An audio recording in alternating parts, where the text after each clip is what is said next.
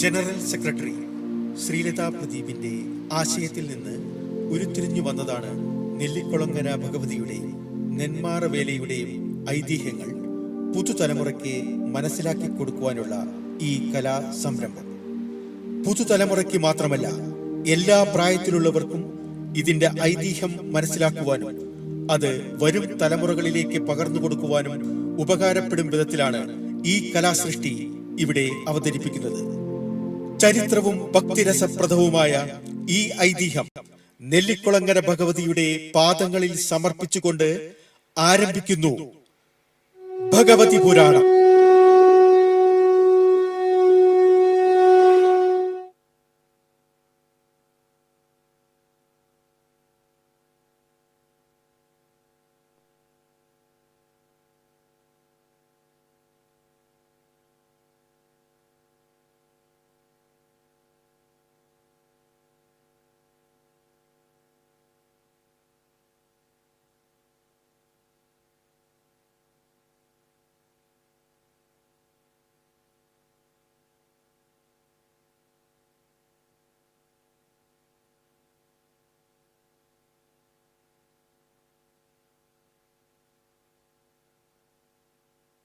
പച്ചയാം വിരിപ്പിട്ട സഹ്യനിൽ തലവെച്ചും സ്വച്ഛാബ്ധി മണൽ തിട്ടാം പാദോപധാനം പൂണ്ടും പള്ളി കൊണ്ടിടുന്ന നിൻ പാർശ്വയുഗ്മത്തെ കാത്തുകൊള്ളുന്ന കുമാരിയും ഗോകർണേശനും അമ്മേ.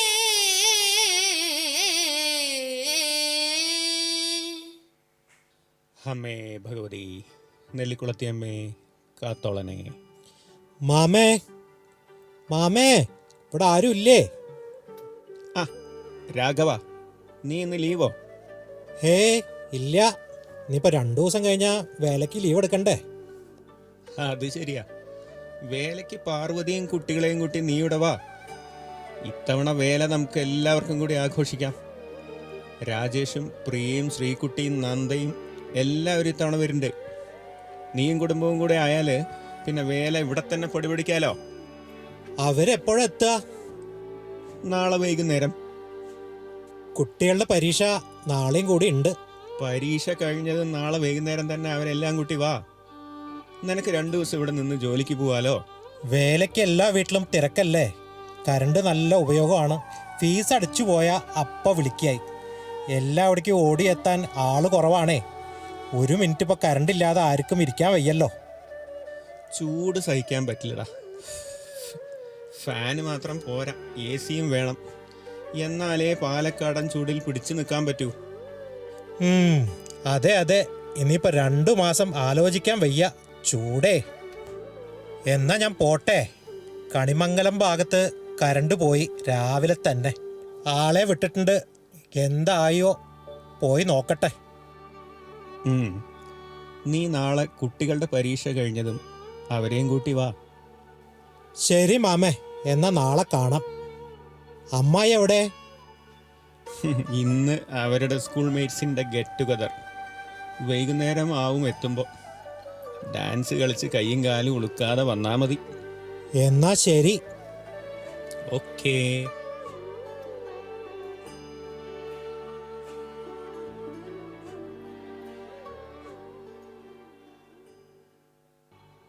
മോളെ, വിനുവിന് ലീവ് കിട്ടിയില്ല അല്ലേ?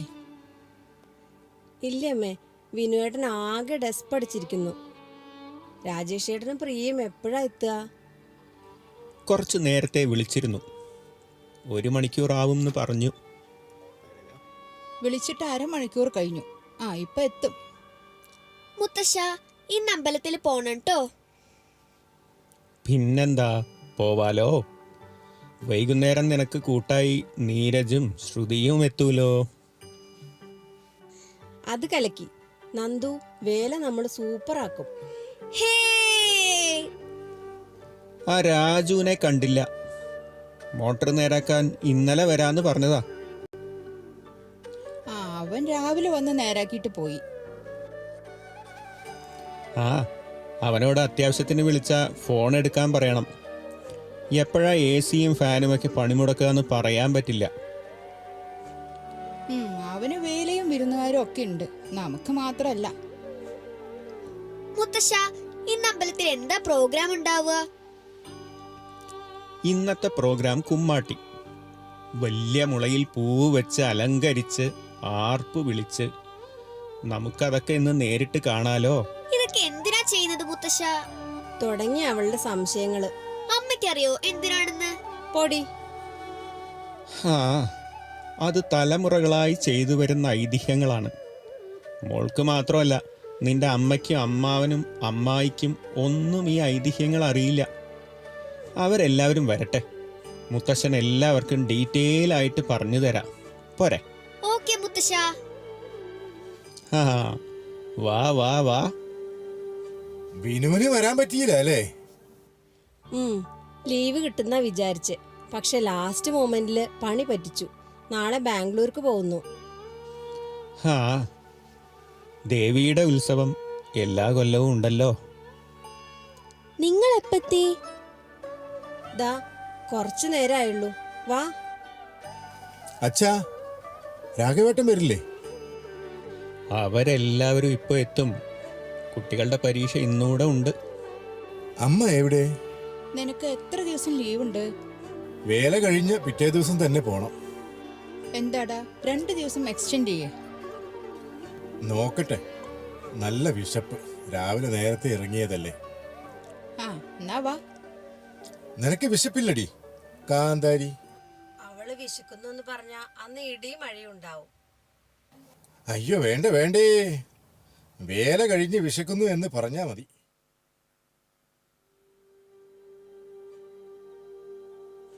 വാ മക്കളെ. രാഘവേട്ട, ലീവ് തുടങ്ങിയോ? ഇല്ല, നാളെയും കൂടി പോണം. നമ്മുടെ ഡിപ്പാർട്ട്മെന്റിന് എല്ലാവർക്കും വേണമല്ലോ. ആഹാ, കുട്ടിപ്പട്ടാളം റെഡിയായല്ലോ. പരീക്ഷ കഴിഞ്ഞ് ഉച്ചയ്ക്ക് എത്തിയതും തുടങ്ങിയതാ എപ്പോഴാ പോവാന്ന്. രാഘവേട്ടൻ എത്തിയിട്ട് വേണ്ടേ പുറപ്പെടാൻ? നിങ്ങൾ വാ, ചായ കുടിച്ചിട്ടാവാം വർത്താനമൊക്കെ. പാർവതി ചേച്ചി, അമ്മ വേല സ്പെഷ്യൽ ഉണ്ടാക്കിയിട്ടുണ്ട്. ആഹാ, എന്നാ അത് കഴിച്ചിട്ട് തന്നെ ബാക്കി കാര്യം. വരൂ, ചായ കുടിക്കാം. എന്നാ പിന്നെ എല്ലാരും റെഡി ആയിക്കോ, കുമ്മാട്ടി വരാറായി. ഞങ്ങൾ റെഡി. മുത്തശ്ശ, വേഗം, ഞങ്ങൾ റെഡി.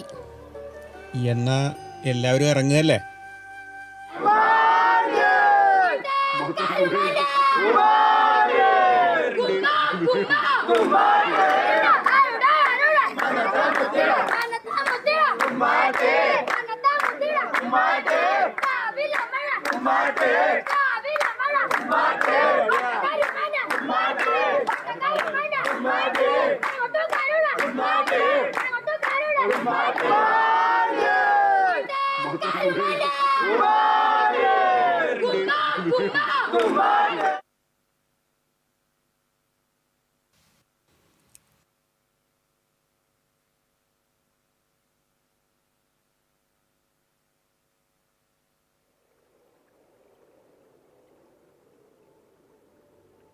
മക്കള് കുളിച്ചോ? യെസ് മുത്തശ്ശ. ആ, എല്ലാരും കുളിച്ചോ? എല്ലാരും കുളിച്ചു. എന്നാ വാ, എല്ലാവർക്കും കുരു തൊട്ട് തരാം. മാമേ, ഞാൻ ഇന്നു മുതൽ ലീവാക്കി. സാറിനോട് പറഞ്ഞപ്പോൾ എതിരൊന്നും പറഞ്ഞില്ല. പിന്നെ അത്യാവശ്യം വന്നാ ചെല്ലാമെന്ന് പറഞ്ഞിട്ടുണ്ട്. അത് ന്യായം.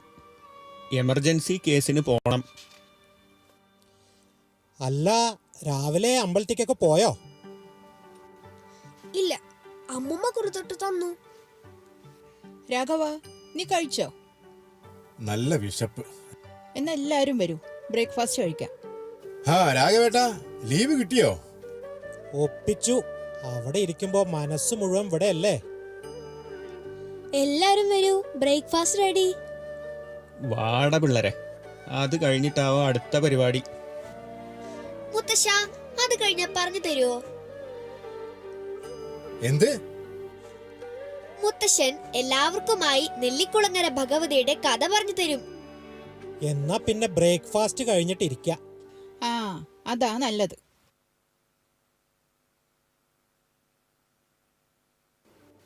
മുത്തശ്ശ, എല്ലാരും റെഡി. കഥ തുടങ്ങാം. നിക്ക്, ധൃതി വെക്കണ്ട, മുത്തശ്ശൻ ആലോചിക്കട്ടെ. അത്രയ്ക്ക് ആലോചിക്കാനൊന്നുമില്ല. എൻ്റെ അച്ഛൻ അപ്പൂപ്പന്മാർ പറഞ്ഞു തന്ന ഭഗവതിയുടെ ഐതിഹ്യം അത് ഞാൻ നിങ്ങൾക്കും പറഞ്ഞു തരാം. നാട്ടിലിരിക്കണ എനിക്ക് മുഴുവൻ അറിയില്ല. അവിടെ ഇവിടെ ആയിട്ട് കുറച്ചൊക്കെ അറിയുള്ളൂ. എന്നാൽ കൃത്യമായി കേട്ടോ, എനിക്കറിയുന്നത് ഞാൻ പറഞ്ഞു തരാം.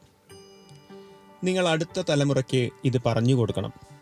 അതിലൂടെ തലമുറകൾ കൈമാറുന്ന പുണ്യം ഒരു നൂലിൽ കോർത്ത പോലെ പുതുതലമുറയിലേക്ക് സഞ്ചരിക്കണം. എന്നാ പറയൂ മുത്തശ്ശ. പണ്ട് പണ്ട് എന്ന് വെച്ചാൽ ഏതാണ്ട് 500 വർഷങ്ങൾക്ക് മുമ്പ്. അന്നൊക്കെ രാജഭരണമാണല്ലോ. അന്ന് ഈ പ്രദേശം കൊടകര നാട് എന്നാണ് അറിയപ്പെട്ടിരുന്നത്. കൊച്ചി രാജാവിൽ നിന്ന് കൊടകര നാട് ഭരിക്കാനുള്ള ഉത്തരവ് വാങ്ങിയ ആളായിരുന്നു കൊടകര മൂപ്പിൽ നായർ. കെട്ടാൻ കയറും വെട്ടാൻ വാളും കൊടുത്ത് രാജാവ് പറഞ്ഞു, ഞാൻ നീയായി വാഴുക എന്ന്. അങ്ങനെ കൊടകര മൂപ്പിൽ നായർ കൊടകര നാടിൻ്റെ ഭരണാധികാരിയായി. ഈ മൂപ്പിൽ നായർ ആളൊരു ഉഗ്രപ്രതാപിയായിരുന്നു കേട്ടോ. മന്ത്രതന്ത്ര വിദ്യകളെല്ലാം പ്രാവീണ്യം നേടിയ കരുത്തനായ ഭരണാധികാരി. ഇദ്ദേഹം തികഞ്ഞൊരു ദേവീഭക്തനുമായിരുന്നു. അന്ന് നമ്മുടെ ഈ ക്ഷേത്രം ഇവിടെ ഇല്ല. ദേവി കുടികൊണ്ടിരുന്നത് നെല്ലിയാമ്പതി മലയുടെ മുകളിലുള്ള നെല്ലിമലയിലായിരുന്നു. ദേവിയെ പ്രാർത്ഥിക്കാനായി മൂപ്പിൽ നായർ ഈ നെല്ലിമലയിൽ പോവാറുണ്ടായിരുന്നു. എന്നാൽ ഒരു ദിവസം അദ്ദേഹത്തിന് തോന്നി, ഇനിയും ഇങ്ങനെ നെല്ലിമലയിൽ പോയി പ്രാർത്ഥിച്ചു വരുവാൻ തൻ്റെ ശാരീരിക ബുദ്ധിമുട്ടുകൾ അനുവദിക്കുകയില്ല. അതുകൊണ്ട് അദ്ദേഹം ഒരു ഉറച്ച തീരുമാനമെടുത്തു. നെല്ലിമലയിൽ പോയി തപസ് ചെയ്ത് ദേവിയോട് തൻ്റെ സങ്കടമുണർത്തിക്കാമെന്ന്. അങ്ങനെ അദ്ദേഹം നെല്ലിമലയിലേക്ക് പുറപ്പെട്ടു.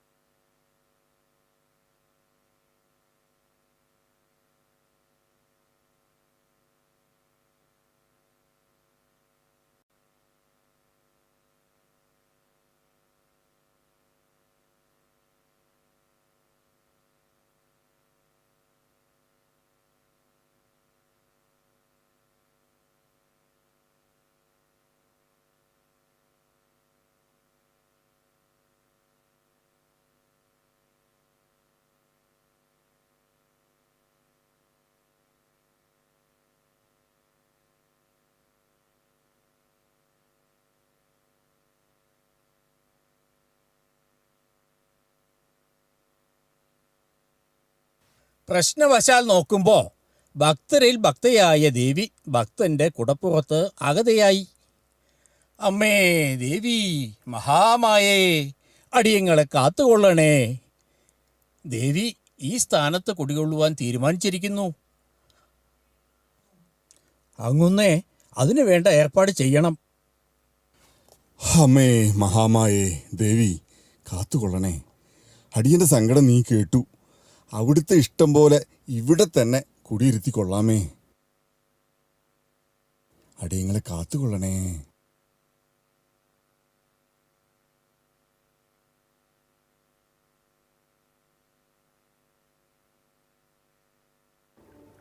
ഈ കുട ഉറച്ച സ്ഥലമാണ് ഇന്ന് കാണുന്ന മൂലസ്ഥാനം.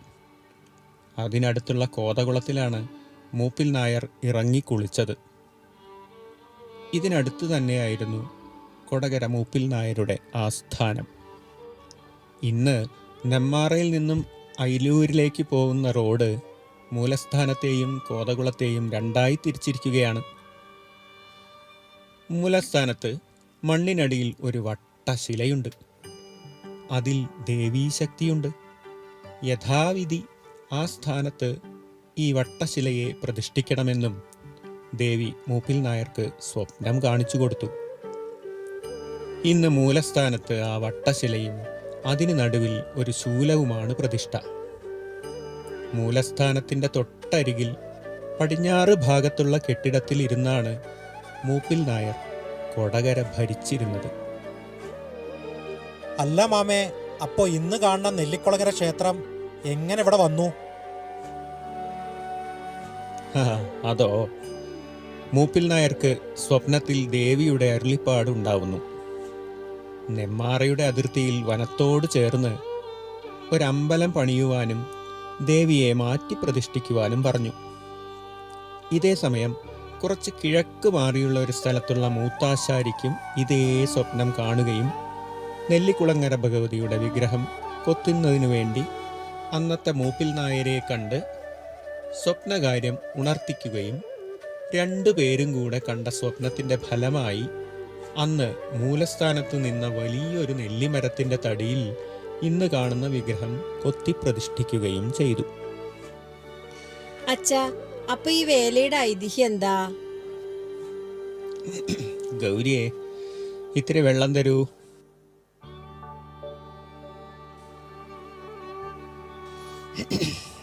നമ്മൾ ഇന്ന് കാണുന്ന വേല കൊണ്ടാടുന്നതിന് പിന്നിലും ഒരു ഐതിഹ്യമുണ്ട്. മീനം 1 മുതൽ മീനം 20 വരെ നീണ്ടു നിൽക്കുന്ന ചടങ്ങുകൾ അതിനെ ആസ്പദമാക്കിയാണ് ചെയ്യുന്നത്. 20 ദിവസവും വേലയുണ്ടോ? 20 ദിവസവും ആനയും വാദ്യവും ഉണ്ടാവുമോ? പിന്നെ ഉണ്ടാവായിരിക്കും, അല്ലേ മുത്തശ്ശ? 20 ദിവസവുമില്ല, പക്ഷേ വേറെ ചില ചടങ്ങുകൾ ഉണ്ടാവും. നിങ്ങളൊന്ന് നിർത്തുവോ? അമ്മാവൻ പറയട്ടെ. ആ, എല്ലാവരും സൈലൻസ്. മാമ പറയട്ടെ. എന്നാ ഞാൻ പറയട്ടെ. ആ, വേഗം പറയാൻ തുടങ്ങൂ, അല്ലെങ്കിൽ ഇവർ ചോദ്യം ചോദിച്ചോണ്ടേയിരിക്കും. എല്ലാരും ഉണ്ടായിരിക്കൂ. അച്ഛൻ പറയൂ അച്ഛാ. പണ്ട് പണ്ട് നെല്ലിയാമ്പതി മലയും പിന്നെ നമ്മുടെ നെമ്മാറയും പരിസര പ്രദേശങ്ങളും എന്ന് വെച്ചാൽ ഇന്നത്തെ പോലെയല്ല. ഇവിടെയൊക്കെ കാട് തന്നെ. ഇന്നത്തെ റോഡ് സൗകര്യങ്ങൾ, വാഹന സൗകര്യങ്ങൾ ഒന്നുമില്ല. ചെറിയ ഒറ്റയടി പാതകളിലൂടെയാണ് യാത്രയൊക്കെ. അന്നൊന്നും ഇത്ര മനുഷ്യന്മാരും ഇല്ല. അപ്പോ ഈ മനുഷ്യരൊക്കെ എവിടെ പോയി? മിണ്ടാതിരുന്ന് കഥ കേൾക്കുന്നവർക്ക് എൻ്റെ വക ഐസ്ക്രീം ഉണ്ട്. ഓക്കേ. ഈ പ്രദേശത്തെ എല്ലാം ഭീതിയിലാഴ്ത്തിക്കൊണ്ട് ഒരു അസുരൻ വന്നു. മനുഷ്യർക്കും സർവ്വ ജീവജാലങ്ങൾക്കും അവനെക്കൊണ്ട് പൊറുതിമുട്ടി. ദാരികൻ എന്ന അസുരനായിരുന്നു അവൻ. ഇവന്റെ ഉപദ്രവം സഹിക്കാൻ വയ്യാതെ ഭക്തർ ദേവിയോട് അപേക്ഷിച്ചു, ഞങ്ങളെ ദാരികാസുരനിൽ നിന്നും രക്ഷിക്കണേന്ന്. ഒടുവിൽ ദേവി ഭക്തരുടെ രക്ഷയ്ക്കായി എത്തി. പിന്നെ നടന്നത് ഘോര യുദ്ധം. 18 ദിവസം നീണ്ടു നിന്നു.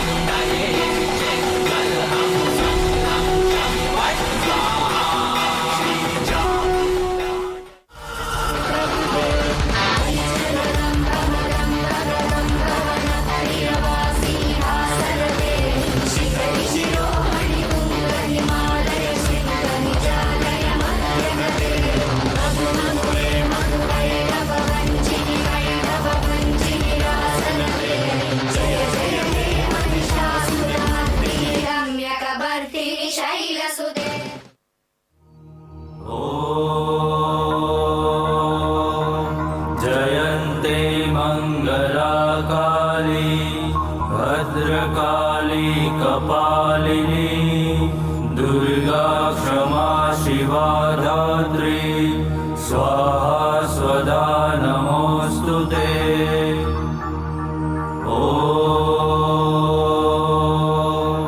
जयन्ते मङ्गलाकाली भद्रकाली कपालिनी दुर्गा क्षमा शिवा धात्री स्वाहा स्वदा नमो। 18 ദിവസം നീണ്ടുനിന്ന യുദ്ധത്തിൽ 9-ാം ദിവസം മുതലാണ് കഠിന യുദ്ധം നടക്കുന്നത്. 18-ാം ദിവസം ഭൂതഗണങ്ങളോടൊപ്പം ആർത്തട്ടഹസിച്ച് വിജയം ആഘോഷിക്കുന്നതിൻ്റെ ഓർമ്മയ്ക്കാണ് നമ്മൾ കരിവേല കൊണ്ടാടുന്നത്. 19-ാം ദിവസം ക്രോധയായ ദേവിയെ ഋഷിമാരും മുനിമാരും സന്യാസിമാരും കൂടി മന്ത്രോച്ചാരണങ്ങളാൽ സന്തുഷ്ടയാക്കുന്നതിൻ്റെ ഓർമ്മയ്ക്കാണ് ഇന്ന് നമ്മൾ കൊണ്ടാടുന്ന ആണ്ടിവേല. 20-ാം ദിവസം വേല. സന്തുഷ്ടയായ ദേവിയെ ആനപ്പുറത്ത് അലങ്കരിച്ചിരുത്തി ദേവവാദ്യമായ പഞ്ചവാദ്യവും അസുരവാദ്യമായ ചെണ്ടയും കൊട്ടി എഴുന്നള്ളിക്കുന്നു. അതാണ് വേല. അങ്ങനെ മൊത്തം 20 ദിവസം, 1-ാം ദിവസം മുതൽ 20 ദിവസവും കളമെഴുത്ത് പാട്ട് നടക്കും. അതായത് യുദ്ധം തുടങ്ങുന്ന 1-ാം നാൾ മുതൽ വേല വരെയുള്ള 20 ദിവസം കളമെഴുത്ത് പാട്ടുണ്ടാവും. അതെ, 2 കൈയിൽ തുടങ്ങി 36 കൈ വരെയുള്ള ദേവിയുടെ പല പ്രകാരത്തിലുള്ള കളങ്ങളും കാണേണ്ട കാഴ്ച തന്നെയാണ്. ആ സാധാരണ ഒന്ന് പോയി നോക്കി വരും, അല്ലാതെ ഇപ്പൊ ഈ ഐതിഹ്യങ്ങളൊന്നും അറിയില്ലല്ലോ. ആ ഇനിയിപ്പോ അറിഞ്ഞു തൊഴാം.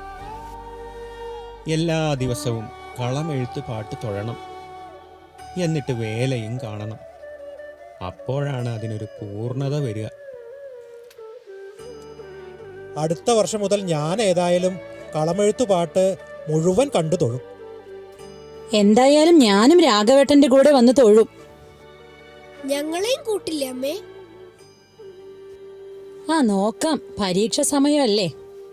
നാട്ടിലുള്ളവർ മനസ്സ് വെച്ചാൽ ഇത് മുഴുവൻ വന്ന് തൊഴാം. നാട്ടിലില്ലാത്തവർക്ക് നിവൃത്തിയില്ല, എന്നാലും ഉള്ള ദിവസം എല്ലാം കാണാലോ. മുത്തശ്ശനും അമ്മൂമ്മയും ലക്കി ഫെല്ലോസ്. എന്നാൽ ആണ്ടിവേല കാണാൻ പോയാലോ? യെസ്, ഞങ്ങൾ റെഡി.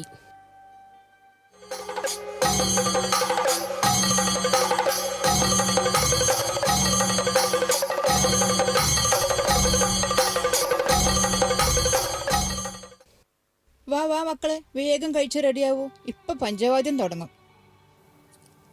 ഹോ, കോലം കയറ്റുമ്പോൾ ആ ആർപ്പ് വിളി, അയ്യോ എന്താ രോമാഞ്ചം. അതൊരു കാഴ്ച തന്നെ. എന്നാ സമയം കളയണ്ട, എല്ലാരും വേഗം റെഡിയാവൂ.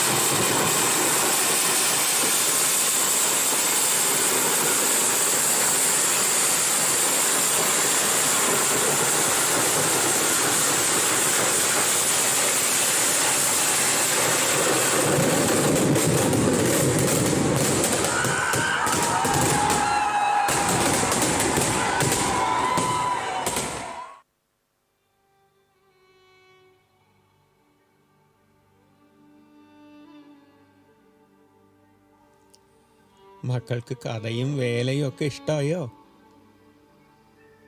ആ പിന്നെ ഞാനിതെന്റെ ഫ്രണ്ട്സിന് പറഞ്ഞു കൊടുക്കും.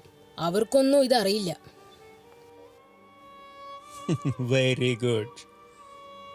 നിങ്ങളോ ഫ്രണ്ട്സിന് പറഞ്ഞു കൊടുക്കില്ലേ? പിന്നെ ഉറപ്പായും. ഹാ, ഇവരിതൊക്കെ പറഞ്ഞ് സ്കൂളിലെ താരങ്ങളാവും ല്ലേ?